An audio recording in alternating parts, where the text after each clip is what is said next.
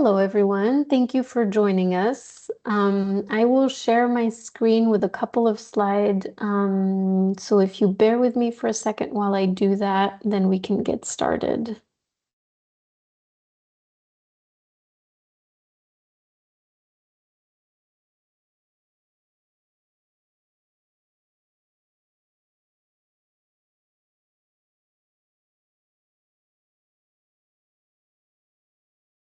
Okay, so hello, everyone. Thank you for joining the sixth and last session out of 6 webinars to present to you a number of thematic agenda items scheduled for discussion at the upcoming 28th session of the CBD's subsidiary body on scientific, technical, and technological advice, or SBSTA, as you know it. These sessions are provided to you by the Co-op for CBD project, which aims to facilitate technical and scientific cooperation for decisions under the CBD to be informed by the best available knowledge and advice towards the achievement of the 2050 vision of living in harmony with nature. So as you'll see on the screen, we've had 6 sessions, as I mentioned. This is the last session. We had marine and coastal biodiversity last Monday. Then we had IBBES presenting the business and biodiversity assessment last Tuesday. Then synthetic biology, followed by planning, monitoring, reporting, and review, which was on Thursday. And Friday was the program of work on protected areas. Today's session will be focusing on sustainable wildlife management presented by Fabiana Spinelli. She is a technical officer at UNEP WCMC, specializing in sustainable use, wild species, and agri-food value chains, bioeconomy, and biodiversity policy. With over 15 years of experience at the Science Policy Society interface, she advances initiatives on sustainable harvest, production and trade systems, and ecosystem assessments. Prior to joining UNEP WCMC, she worked with UNEP and the Convention on Biological Diversity on sustainable wildlife management, bioeconomy, and biodiversity policy. She has extensive experience working with indigenous peoples and local communities across Latin America, Africa, and Southeast Asia. For the item that Fabiana will be presenting today, which is sustainable wildlife management, the CBD Secretariat has published document CBD/substa/28/5/Rev1. And before I hand it over to Fabiana, I'll just go over a few ground rules for this session. The thematic presentations will last 30 minutes, followed by a 30-minute Q&A. Please keep your microphones shut when you're not speaking, and please raise your hand to ask questions to the speaker. When you do speak for the first time, please introduce yourself. This webinar is being recorded, and the recording will be made available on the Co-op for CBD website, along with the PowerPoint presentation. And this applies to all the sessions we've had for the past week, which will be made available on the website soon.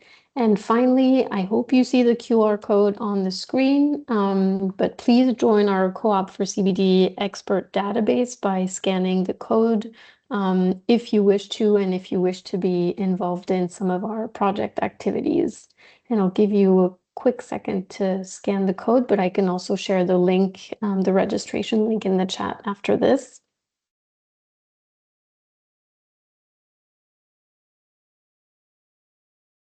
Okay, and I'll stop sharing my screen, and then Fabiana, over to you. Oh, I see that the slides were not moving. Okay, well, apologies for that. I will share the link, the registration link, in the chat. It's not the first time that this happens during one of our sessions, so I'm really sorry. But please, Fabiana, go ahead and I'll make sure the information is in the chat.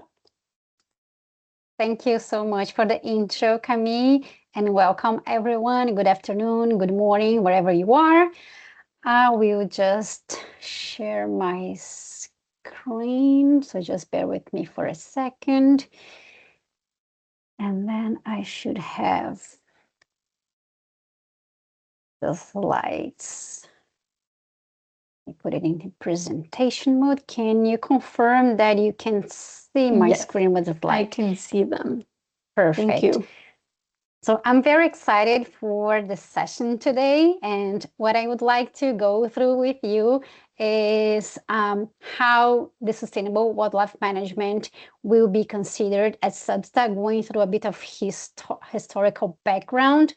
So here is a little agenda for today. So what sustainable wildlife management is according to the CBD, then how the mandate evolved over time, then finally what SBSTTA-28 will consider. So that's the plan. I hope that's all right. And then moving on what the CBD refer in terms of sustainable wildlife management. And that definition comes from one of the decisions at COP14 in 2018. So when CBD talks about wildlife management, it refers to the sound management of wildlife species to sustain their populations and habitat over time, considering the socioeconomic needs of human populations. And that was the decision, that was the definition adopted by that decision at the time. So you can see that this definition includes several ideas behind it. So it will deal with wild meat, food security, and subsistence. It also has ideas of local livelihoods and human-wildlife interactions, monitoring systems and governance, and it is really strongly rooted in indigenous rights and multiple knowledge systems. So it's not one of the messages here is that the sustainable wildlife management under the CBD is very broad, interdisciplinary. It includes multiple knowledge systems. So it goes really beyond conservation. So it's not about traditional species conservation, if we want to say that way. And then why it matters? Well, probably we have many wildlife experts joining us today, so I don't need to go over all the crises in terms of wildlife population decline and all the biodiversity impacts that we've been going through over the years. So it is about biodiversity and ecosystems, and there is a very important element here related to the idea of sustainability. So CBD takes very seriously the sustainability of wildlife populations. So that's what it is about. It matters because it is important for food security and livelihoods. So we understand under the CBD that wildlife products, they are important resources for people's nutrition, subsistence, livelihoods, and particularly indigenous peoples and local communities. And another important element is all about governance, rights, and knowledge. So we do understand that effectively managing wildlife resources is a very important consideration for knowledge and benefit sharing.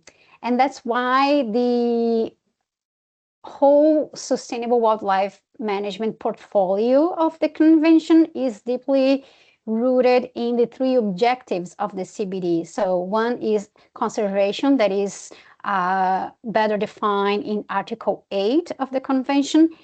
Then the whole sustainable use, which is related to Article 10.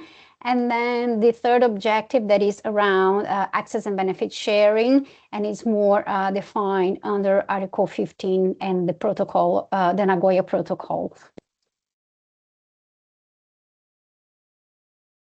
Now going a little bit through the history and how the wildlife management work has evolved in CBD over time. So I'm calling this phase one because it started with parties and different stakeholders and right holders being very concerned with, at the time, what was called the bushmeat crisis. And I may use bushmeat or wild meat, but I'm only using bushmeat in the historical context of the term. So the focus areas that parties identified during COP9 back in the day were unsustainable hunting of wild meat or bushmeat, then the impacts of that on biodiversity, ecosystems, and livelihoods, and the role that meat coming from wild animals play in customary sustainable use and traditional knowledge. And then what they did, they adopted a few decisions. One decision was around identifying unsustainable bushmeat hunting as a priority. And then another decision was about recognizing sustainable wildlife management as a mechanism to support the livelihoods of indigenous peoples and local communities. And I realized that I've included a few acronyms in the presentation. So the SWM stands for Sustainable Wildlife Management, and IPLC, it will refer to indigenous peoples and local communities as the CBD defines. And then one of the key milestones out of these decisions was the creation of a group focusing on bushmeat. This group was established in 2009, and they met for a couple of times to basically analyze the situation and provide recommendations for SBSTA and the parties through COP. So one of the key messages here is that the initial CBD response targeted over-harvesting of wild meat or bushmeat species, while also recognizing that wildlife is essential for people's culture and livelihoods.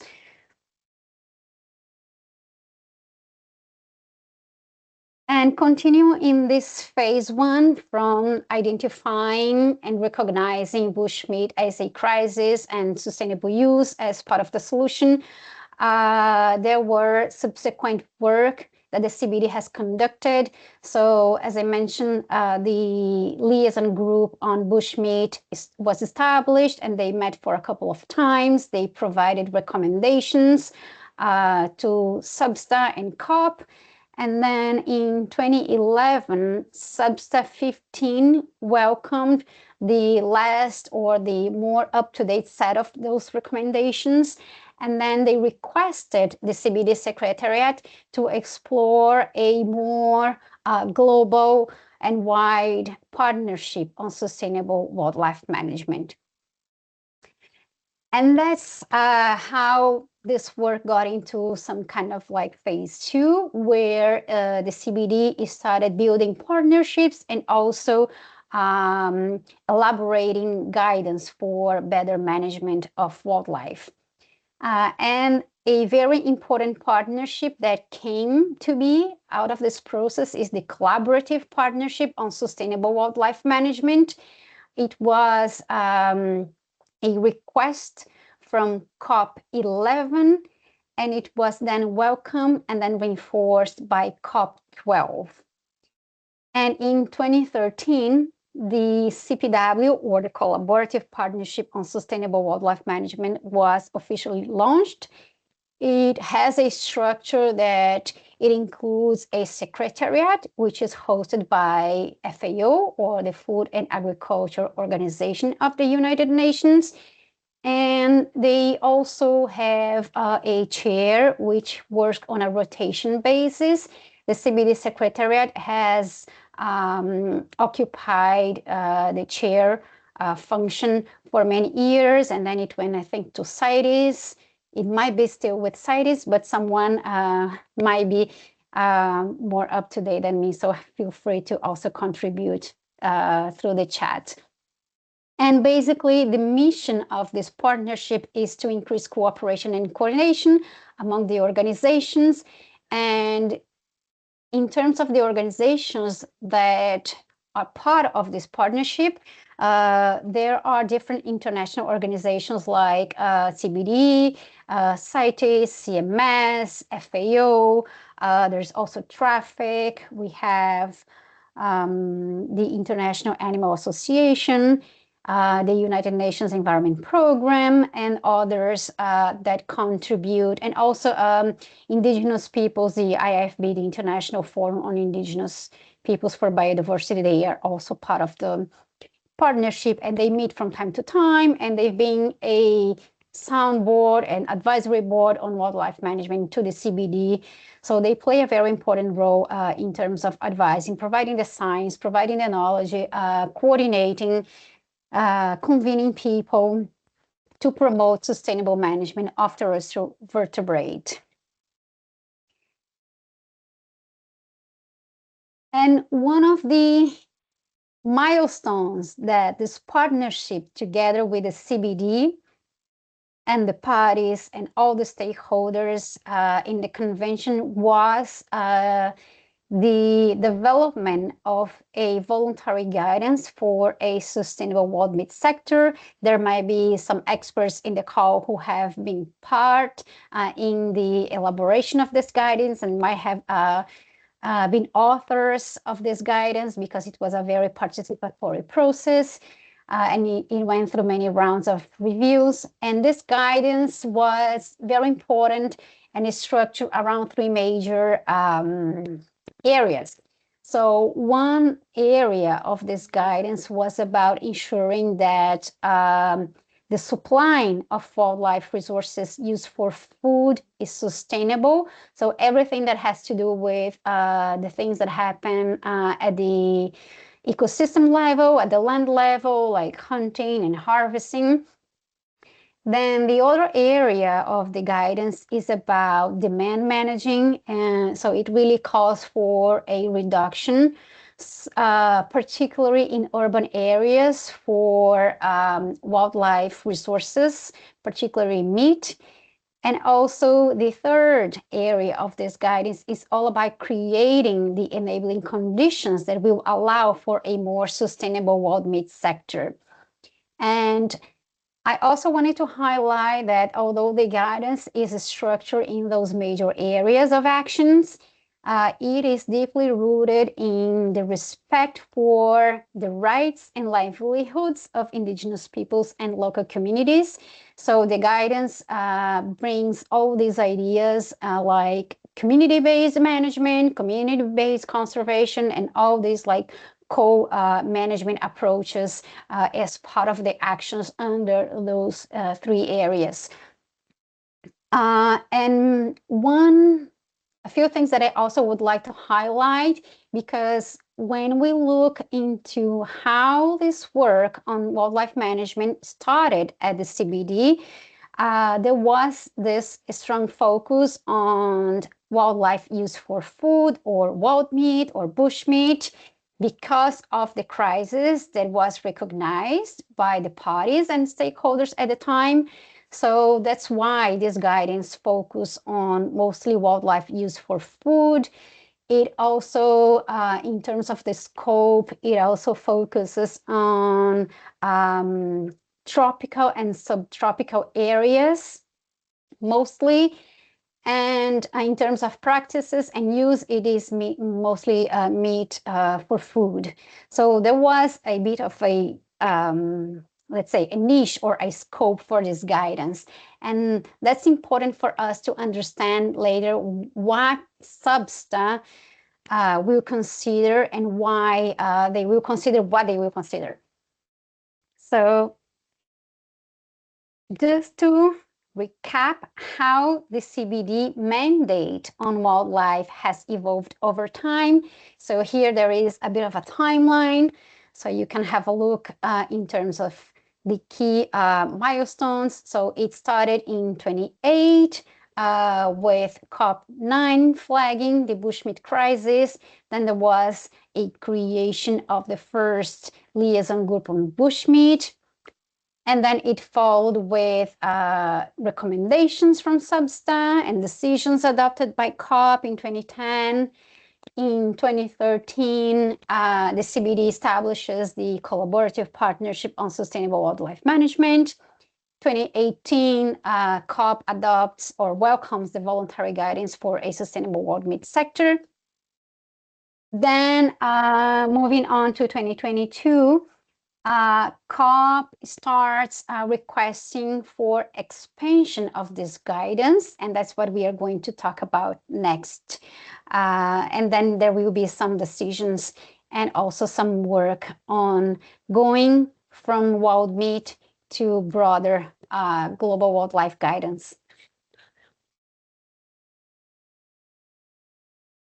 So this Substack will be focusing on some of the decisions that COP16 adopted and also the Kunming-Montreal Global Biodiversity Framework. So with this, the CBD kind of enters this phase 3 that I'm calling, going from a more niched guidance to a broader global guidance.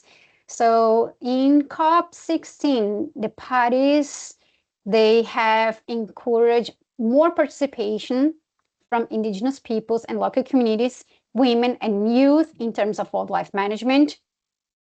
They also encourage more rights-based approaches when it comes to wildlife management, the inclusion of multiple knowledge systems, and also that people could benefit more equitably in terms of using or managing wildlife sustainably. And then what COP did was to request the CBD Executive Secretary to prepare a global guidance on sustainable wildlife management.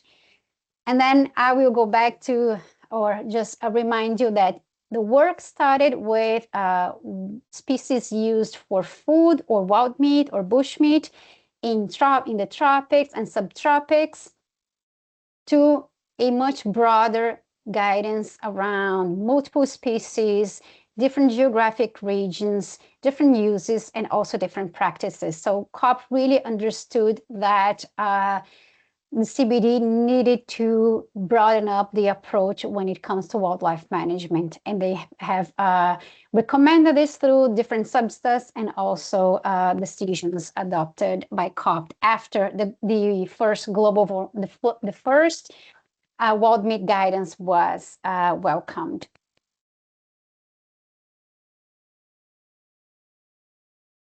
And then when they requested the CBD Executive Secretary to prepare this global guidance, they highlighted that this guidance should be rooted in a few principles. And again, those include participatory approaches in decision-making with questions around who participates, who decides, how are stakeholders represented when it comes to management, the management of wildlife. Then the other principle is around including multiple knowledge systems and using rights-based approaches. And then the third one is all about, again, ensuring that people using wildlife or managing wildlife sustainably can benefit equitably, but also the costs need to be equitably shared among different rights and stakeholders.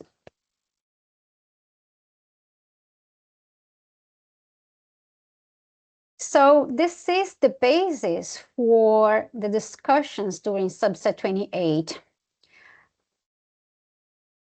So parties in this meeting, they will review the draft global guidance on sustainable wildlife management and basically a synthesis of best practices submitted by parties and organizations. And this is basically what the Secretariat has been working on in what we call the intersessional period. So when COP16 adopted the decision requesting to prepare further global wildlife guidance, the CBD Secretariat has issued different notifications asking parties and other stakeholders to submit information so that they could review and draft this guidance. Then, based on these findings from all the submissions, the Secretariat convened a workshop that was held in February in Bonn earlier this year. And these experts in the workshop, they revised the results from the submission and the draft guidance. And then Secretariat published a new version of this guidance that was submitted for peer review. So it was open, an open space for everyone to make comments. And what you will see published on the CBD website that Camille just mentioned, the document that will guide the discussions during SBSTA, is basically the updated or the final draft guidance, the global guidance that will be the parties and experts will consider. So it is expected that SBSTA adopts a recommendation on the global guidance. It is also expected that they may recommend to integrate this guidance into the national biodiversity strategies and action plans and all wildlife policies at the national level. It is also expected that they highlight the interconnections of wildlife management in different sectors. So this is strongly highlighted in the guidance, and also support some capacity building and monitoring for the guidance to be basically applied at the national level. So this guidance, it really goes beyond the initial guidance on a sustainable wild meat sector. So it expands on the scope that was only focused on tropical and subtropical species, and also some geographies, to really a global guidance that is much broader than what it used to be. And some of the key resources that might be relevant for you to take into account and that parties will be using during the SBSTA-28 deliberations. So this is all in one document. Just divided them by resources, just so you can also have an idea of how the Secretariat usually structures the discussions that take place during those meetings. So the Secretariat, as Camille mentioned at the beginning, issued this note. And in this note, they basically provide a background for the recommendation that SBSTA will consider. And then there is the draft recommendation in the same document. And then in the annex, you will see this revised guidance with all the details that different parties will be discussing at SBSTA. And since Co-op for CBD is really a project that deals a lot with capacity building and making sure that different CBD communities understand CBD processes and how it works and are prepared for major meetings of the CBD. I just wanted to switch my screen and then I'll just show you how to find documents, because sometimes we understand that it's very difficult. People don't know where these documents are located. So this is the CBD website, is the landing page. And then when you go to the left side, you will see processes and meetings. So I am going to click there, and then you will have a list of different meetings of the CBD. They are organized by date. And then you can look for the SBSTA-28 meeting, which is going to be in August. And here they have the meeting website and the documents. I am going to click on the documents. And then the page will bring me to this other page with a list of the different documents that the parties will be considering for the deliberations during SBSTA. And then you have the provisional agenda, which is basically a very simplified agenda with a list of items that will be discussed. The annotated agenda, which will include a description of each agenda item. If you click there, you are going to see what SBSTA will be considering for sustainable wildlife management in further detail. And the guidance and recommendation, it's document number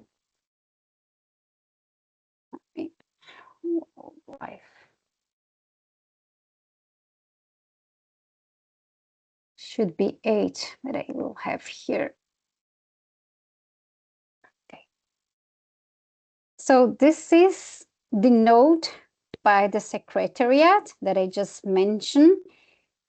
And in this note, they have included a background of how this draft guidance was developed and some of the important decisions that are related to this guidance and also previous SBSTA recommendations. And then it will recommend that parties adopt a decision during the next conference of the parties. So this is the draft recommendation. And one of those is about the global guidance. And then if you keep scrolling, this is the draft guidance that I was just referring to. So the guidance is a structure around a context, then the mandate, which is mostly coming from decision number 15 of COP16. Then they detail the purpose and the scope of the guidance, the niche, and some of the principles. So you will see here a list of principles and approaches for that help to inform the global guidance. And those principles, they also match some of the key elements that were identified in the assessment of the IPBES report on sustainable use of wild species. So this guidance really takes into account all that process that the sustainable use assessment used to develop the assessment. And then another section is about the safeguards that parties and those implementing the guidance should consider in terms of sustainable wildlife management. And some of the key elements, which is again from the thematic assessment report on sustainable use of wild species developed by IPBES. And here is kind of like the meat and potatoes of the guidance, which is the actions for implementation of sustainable wildlife management.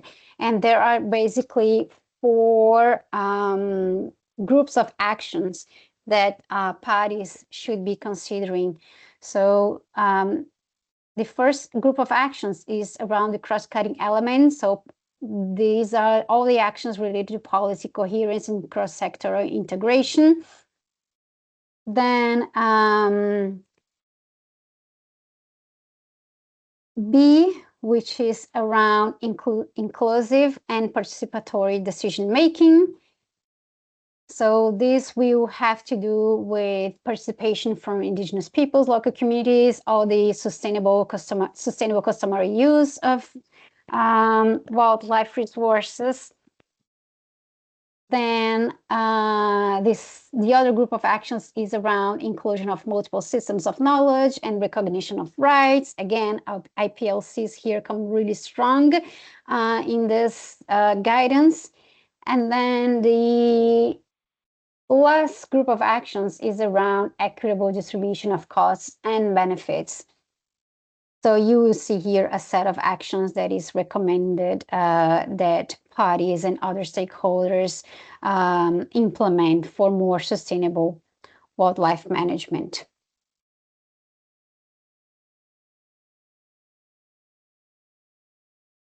And we are nearly there. So just to highlight some key takeaways, on wildlife management under the CBD. So just as we discussed, sustainable wildlife management began with the CBD, within the CBD as a response to the bushmeat crisis or wild meat. The agenda then broadened through the liaison group and then later through the collaborative partnership on sustainable wildlife management. Then an important milestone was Decision 147 in 2018, which produced the guidance for sustainable wild meat sector. Then later, COP requested CBD Secretariat to expand the mandate on wildlife management and then produce a more comprehensive global guidance for multiple species, regions, and practices.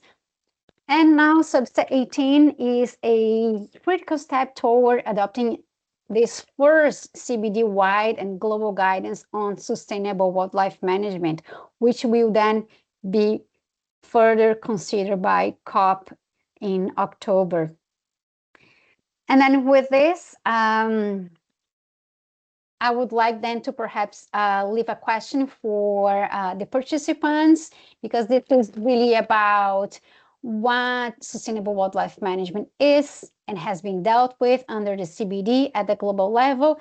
And since this is a more regional project focusing on Europe, I would like to invite participants to also discuss how the EU has been engaging or will engage with this agenda item at SBSTA. I know the EU has been very supportive over the years, and there is a large project that many of you may be involved or are aware of, the Sustainable Wildlife Management Program, which is basically implementing CBT decisions and particularly the voluntary guidance for sustainable wild meat sector in different parts of the world, like Central Africa. There is a few countries in Latin America, a few countries in Asia, and this has been a tremendous support in terms of advancing all these actions, principles, and ideas that CBD has been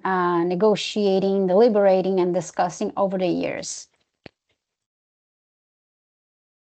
So thank you very much, everyone. And I would like to open the floor for questions and also interventions, discussions, points that you would like to make.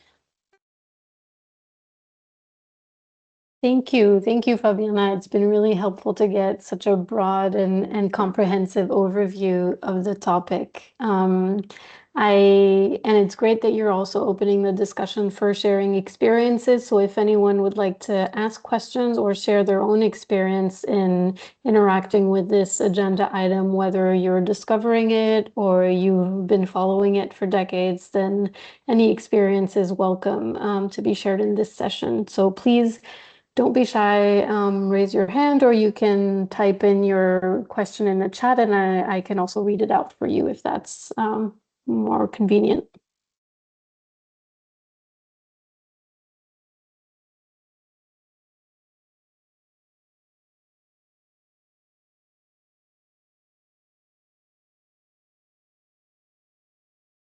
If there are no questions, I also have a couple, but I want to give people an opportunity to raise their hands and go ahead first if they would prefer.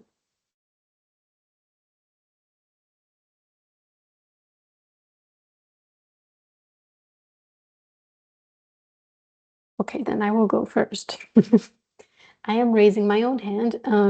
So Fabiana, you mentioned Indigenous peoples and local communities quite a lot throughout your presentation, and I'm also curious to hear your views on how this agenda item may, or how you foresee that it might or might not interact with discussions on the new subsidiary body on Article 8J.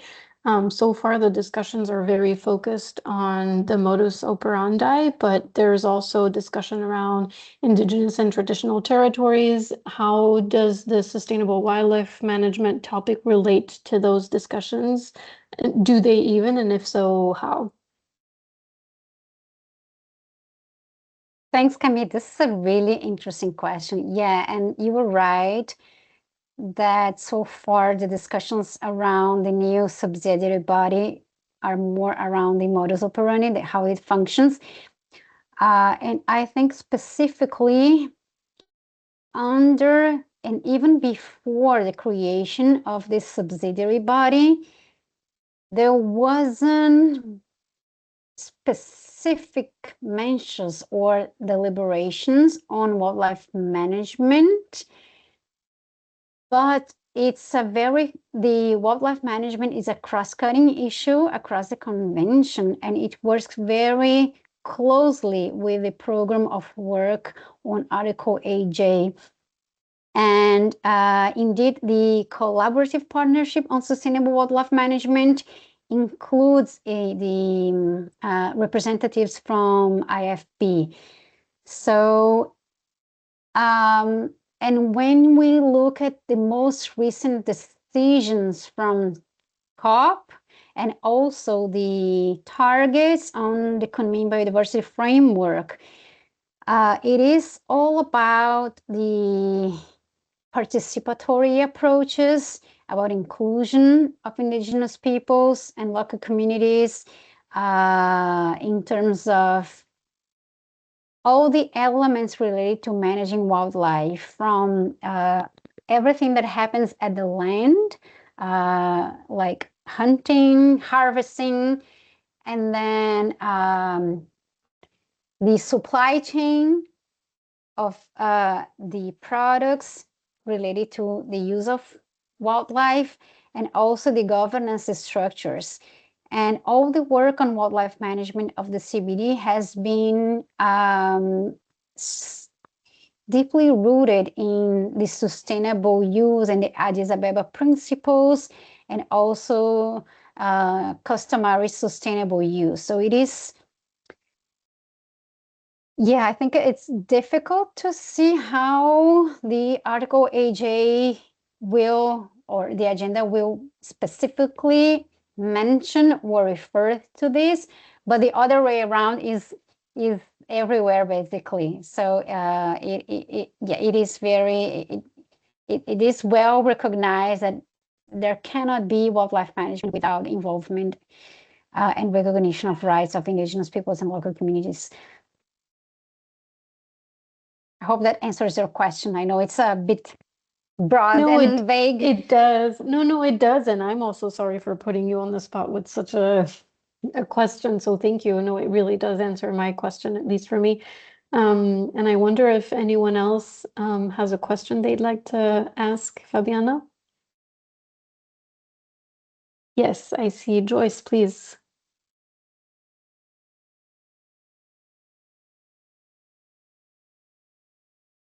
Oh, you're still Hi muted. everyone. Yeah, Oh, there this you go. is Joyce from Kenya. Yeah, so my question is on the text, and thank you very much. That was quite informative. So on the text and in the annex, there is the global guidance, and I'm just wondering whether organization during Substar will have an opportunity to either propose text recommendations specifically on the section of the guidance, because when I look at the principles, there are principles like the human rights-based approach, but some things will say like parties must consider, instead of ensuring the contribution, let's say, of women or indigenous people. So specifically on the annex and the guidance, do you think there'll be an opportunity to propose text recommendations in the guidance for such areas, like aspects of accessing the benefits from sustainable use of resources, with a gender lens, or there were other text recommendations that I was looking at on social equity and human well-being as one of the principles, and adding aspects of gender responsive aspects when looking at the inequalities.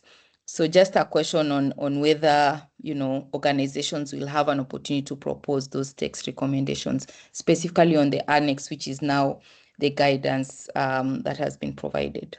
Thanks. Thank you so much, Joyce. I think this is a really interesting question. When SBSTA will start their deliberation on this item, usually the chair will open the floor for parties to give their statements. So parties will be welcomed to provide suggestions and modifications and amendments to the text of the draft recommendation. It is a really good question if the chair will open the guidance itself for discussion. That is to be seen, and it may. If not, I think parties, they can ask for the chair to open that discussion, and then they will consider that. So it goes in rounds of discussion. So the first round of discussion is these broad statements that parties usually make. They've been grouped by region. Sometimes, let's say the African region will read their statement on behalf of the African countries, and the same thing may happen for Latin America and Europe and also Asia. Let's hope that they open for discussions, because it's the subsidiary body on scientific and technical cooperation. So SBSTA is its mandate to discuss on scientific matters of the convention.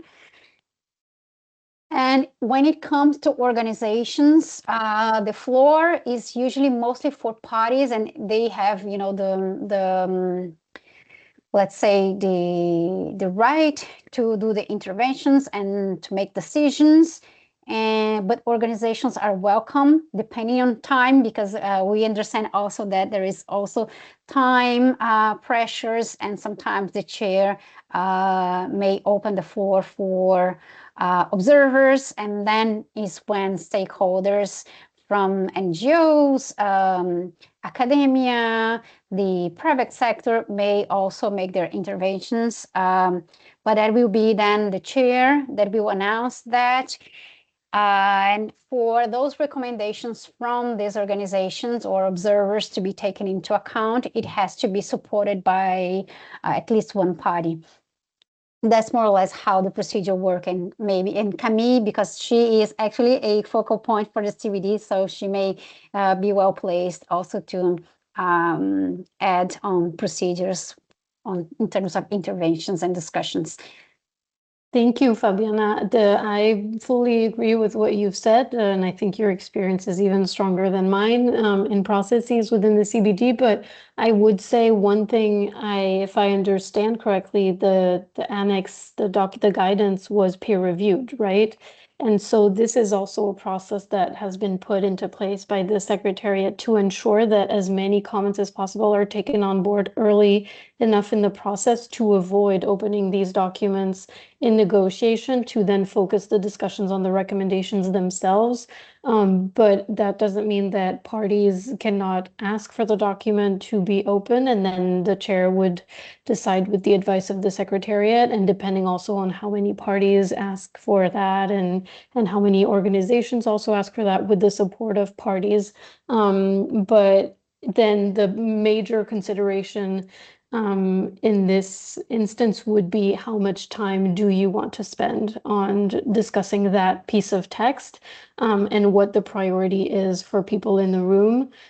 Because once you open such a document, then it usually entails spending a lot of time discussing the document itself rather than the recommendations themselves. So it's also about what the priorities are in the room.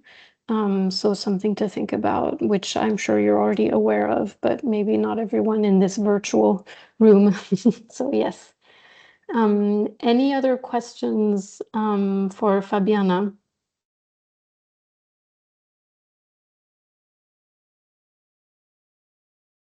And I see that there is connection with the Women's Caucus in the chat, which is great. We love that.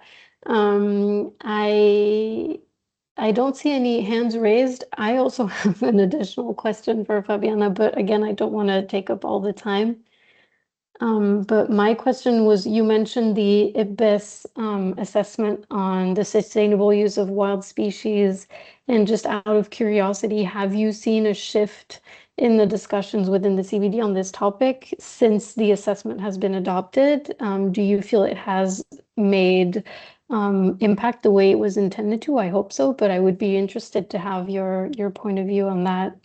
But if someone else has a question, please go before me, because I also, again, don't want to monopolize the conversation.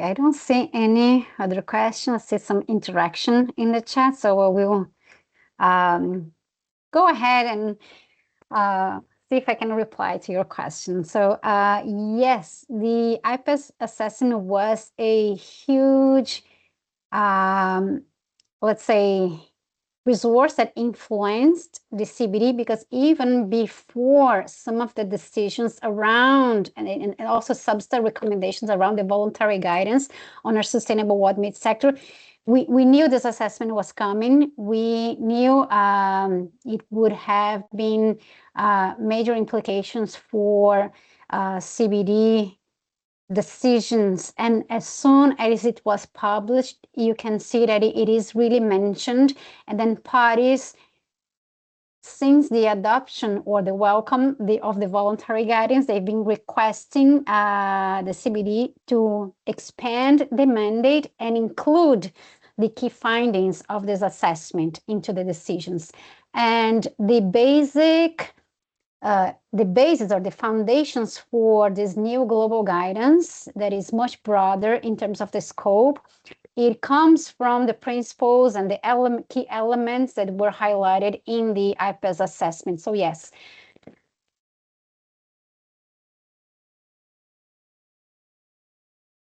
Well, that's great to hear. Thank you. Thank you for that. I think maybe we can take more questions if there are some in the room. Otherwise, I'm happy to close the session a little bit early if people feel like, oh, I see Emilian in the room with their hand up. Please go ahead.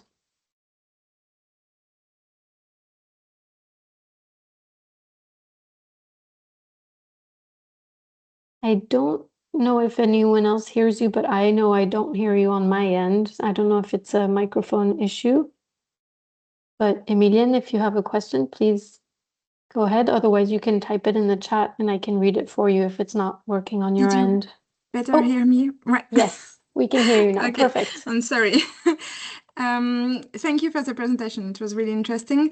Just to introduce myself, I'm a postdoctoral researcher at the National Museum of Natural History in Paris. And I did a PhD on the demographic and evolutionary impact of hunting on birds in Europe. I read the document you post on you show us on the CBD website, and I'm just wondering about the scale at which this recommendation apply and the conservation unit they target. You sometimes speak about species, population, ecosystem. And I am thinking in particular of the recommendation on the equitable sharing of cost and benefit among all the parties. And I'm thinking of migratory species, for example, such as the turtle dove, the European turtle dove, for example, which is hunting in Europe for recreation, and in Africa it's also hunting, but for subsistence. And for this kind of species, we know that maybe it's very important to have a global management with all the country involved in along the life cycle of the species. And I don't really see the scale of implementation for the recommendation in the document. And I'm wondering if there is some consideration from maybe body management for where many countries maybe can speak together and implement management for migratory species, for example.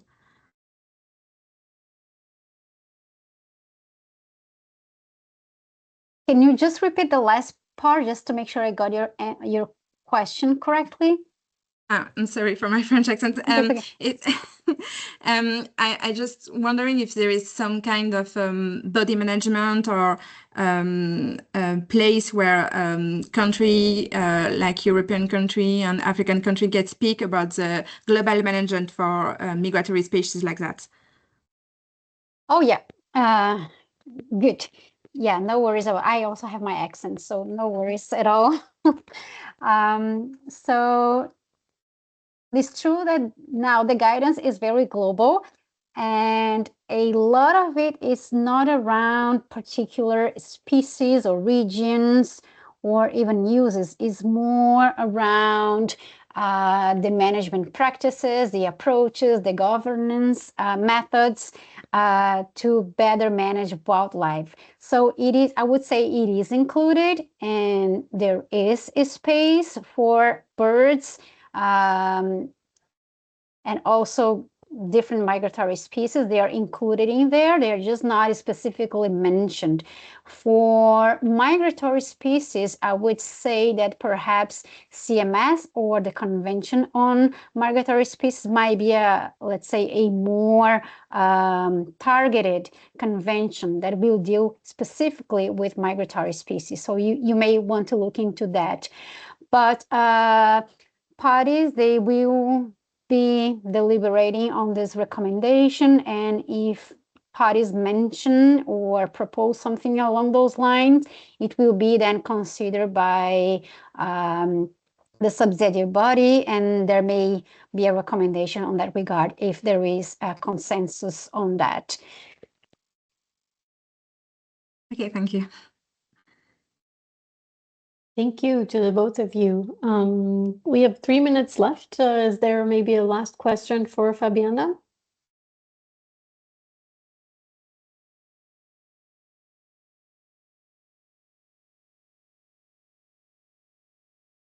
I guess probably not, but it means you were crystal clear and your presentation was enlightening for everyone. So I think, yeah, since I don't see any hands raised, I will close the session, but I want to thank you, Fabiana, once more for your presentation. It was really great having you on board to close this week of SBSTA online training sessions by Co-op for CBD. I just want to remind everyone that the recordings will be made available on the website, that the presentations will also be made available, and there are also recordings and no, not recordings, but presentations from previous sessions we've done in previous years before other SBSTA meetings. So feel free to go and scan through these if that's helpful. Yes, I think I will close here. Thanks again. Thank you again, Fabiana, and have a great rest of your week. Bye, everyone. Thank you. Thank you. Bye.